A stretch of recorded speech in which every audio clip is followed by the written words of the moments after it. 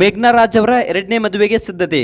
So ಇನ್ನೇನು ಕೇವಲ 3 ತಿಂಗಳಿಗೆ ಮೇಘ್ನಾ ರಾಜ್ರವರ ಎರಡನೇ ಮದುವೆ ಆಗ್ತಾ ಇದೆ. ಸೊ ಹುಡುಗ ಯಾರು, ಸೊ ಆ ಹುಡುಗ ಏನು ಮಾಡ್ತಾ ಇದ್ದಾನೆ ಅಂತಕ್ಕಂಥದ್ದು ಸಂಪೂರ್ಣವಾದ ಮಾಹಿತಿಯನ್ನು ಈ ಒಂದು ವಿಡಿಯೋದಲ್ಲಿ ತಿಳ್ಕೊಂಡು ಬರೋಣ ಬನ್ನಿ. ಹಾಗೆ ಈ ಒಂದು ಮಾತಿನ ಬಗ್ಗೆ ಒಂದು ಧ್ರುವ ಸರ್ಜಾ ಅವರು ಒಂದು ಮೌನವನ್ನು ಮುರಿದ್ದಾರೆ.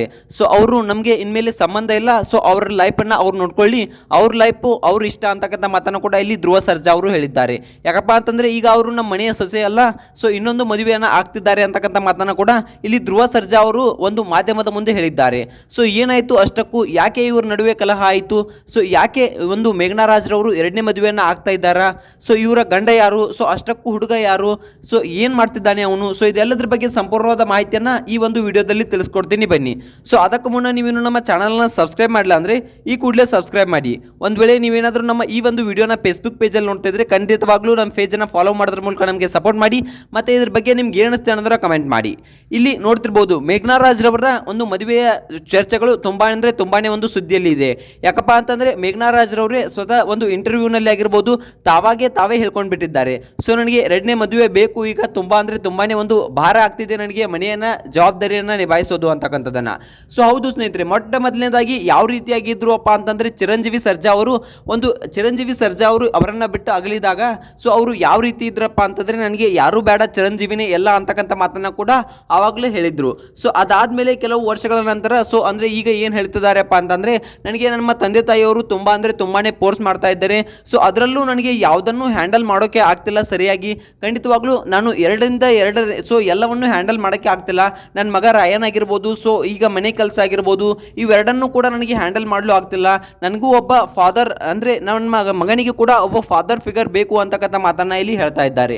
ನನಗೆ ಎಲ್ಲಾದರೂ ಒಬ್ಬಳೇ ಹೊರಗಡೆ ಹೋಗೋಕ್ಕೆ ಒಬ್ಬಂಟಿಯಾಗಿ ಫೀಲ್ ಆಗ್ತಾ ಇದೆ. ಸೊ ನನಗೆ ಯಾರೂ ಇಲ್ವಲ್ಲ ಅಂತಕ್ಕಂಥದ್ದು ಒಂದು ಫೀಲ್ ಆಗ್ತಾ ಇದೆ. ಸೊ ಆರ್ದಕ್ಕಾದರೂ ನನಗೆ ಒಬ್ಬ ಫಾದರ್ ಅಂದರೆ ಚಿರಂಜೀವಿ ಸರ್ಜಾ ಥರ ಒಬ್ಬರು ಬೇಕು ಅಂತಕ್ಕಂಥ ಮಾತನ್ನ ಕೂಡ ಇಲ್ಲಿ ಹೇಳ್ತಾ ಇದ್ದಾರೆ. ಸೊ ಎರಡನೇ ಮದುವೆ ಆಗೋದ್ರಲ್ಲಿ ಏನೂ ತಪ್ಪಿಲ್ಲ. ಸೊ ಚಿರಂಜೀವಿ ನಮ್ಮನ್ನೆಲ್ಲ ಈಗ ಬಿಟ್ಟು ಅಗಲಿದ್ದಾರೆ. ಸೊ ಖಂಡಿತವಾಗ್ಲೂ ಎರಡನೇ ಮದುವೆ ಆಗೋದ್ರಲ್ಲಿ ಯಾವುದೇ ತಪ್ಪಿಲ್ಲ ಅಂತಕ್ಕಂಥ ನಾನು ಯೋಚನೆ ಮಾಡಿದೆ. ನಮ್ಮ ತಂದೆ ತಾಯಿ ಕೂಡ ನನಗೆ ತುಂಬಾನೇ ಹೇಳ್ತಿದ್ದಾರೆ ಸೊ ಎರಡನೇ ಮದುವೆ ಆಗುವ ಅಂತಕ್ಕಂಥದ್ದನ್ನ. ಸೊ ನಾನು ಎರಡನೇ ಮದುವೆ ಆಗಲು ಸಿದ್ಧನಿದ್ದೇನೆ ಅಂತಕ್ಕಂಥ ಮಾತನ್ನ ಕೂಡ ಇಲ್ಲಿ ಒಂದು ಯಾವ ರೀತಿಯಾಗಿ ಹೇಳಿದ್ದಾರೆಪ್ಪ ಅಂತಂದ್ರೆ ಸೊ ನಾನು ಎರಡನೇ ಮದುವೆ ಆಗ್ತೀನಿ ಅಂತಕ್ಕಂಥ ಮಾತನ್ನು ಕೂಡ ಮೇಘ್ನಾ ರಾಜ್ರವರು ಹೇಳಿದ್ದಾರೆ. ಇನ್ನು ವಿಜಯ ರಾಘವೇಂದ್ರ ಅವರ ಕುರಿತಾಗಿ ಕೆಲವೊಂದಿಷ್ಟು ಒಂದು ವದಂತಿಗಳು ಹರಡಿದ್ವು. ಯಾವ ರೀತಿಯಪ್ಪ ಅಂತಂದರೆ ಮೇಘ್ನಾ ರಾಜ್ ಹಾಗೆ ವಿಜಯ ರಾಘವೇಂದ್ರ ಇವರಿಬ್ಬರು ಮದುವೆ ಆಗ್ತಾರೆ. ಸೊ ಅವ್ರ ಹೆಂಡತಿ ಕೂಡ ಇಲ್ಲ, ಸೊ ಇವರ ಗಂಡ ಕೂಡ ಇಲ್ಲ, ಇಬ್ಬರು ಒಂದು ಮದುವೆ ಆದರೆ ಇವರ ಮಕ್ಕಳು ತುಂಬ ಚೆನ್ನಾಗಿರ್ತಾರೆ ಅಂತಕ್ಕಂಥದ್ದನ್ನು ಹೇಳಿದರು.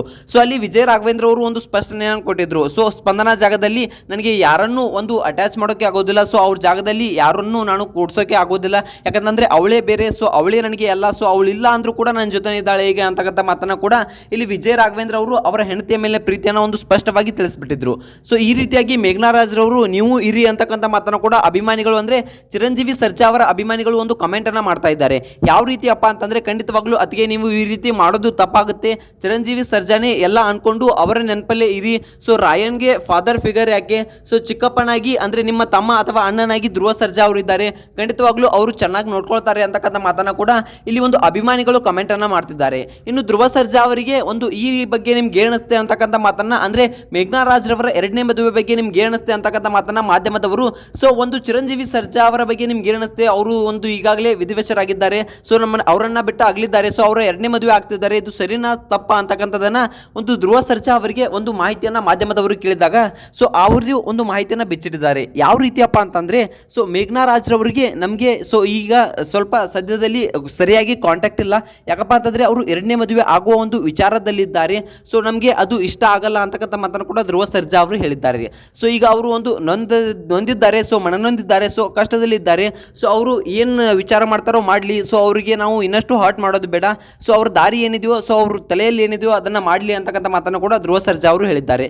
ಸೊ ಇದ್ರ ಬಗ್ಗೆ ನಿಮ್ಗೆ ಏನು ಅನಿಸುತ್ತೆ ಅನ್ನೋದನ್ನ ಕಮೆಂಟ್ ಮಾಡಿ.